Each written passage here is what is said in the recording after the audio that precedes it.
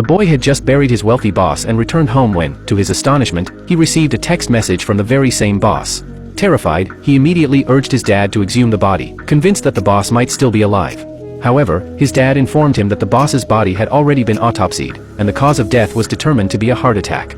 After confirmation, the body was buried, so it must be someone playing a prank with the boss's phone. Relieved, the boy took a deep breath.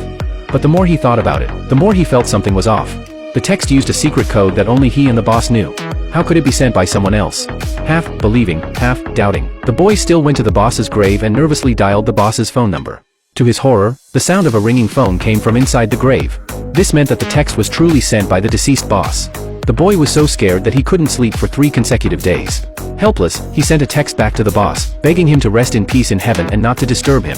Right after sending the text, the person introduced himself as the boss's lawyer and brought a letter that the boss had written to the boy before his death. When the boy opened it, he learned that the boss had always regarded him as a confidant and left him an 800,000 trust fund. Strangely, the last sentence of the letter read that the boss would rest in peace in heaven and no disturb the boy. These ways any coincidence with the text he had just sent. Only then did the boy realize that this finesse made tobable to communicate with the deceased boss. Instead of being frightened, he was filled with deep regret. Morathanth 800,000 inheritance. He wished the boss were still alive so they could continue their cross-generational friendship. From then on, the boy sent text messages to the boss every day, sharing the joys and sorrows of his life. One day, because the boy danced with the prettiest girl in the class, he was targeted by the school bully. After school, he was blocked outside and severely beaten.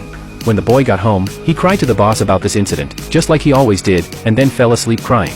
But when he went to school the next day, the school bully had disappeared. He inquired and found out that the bully had died the previous night.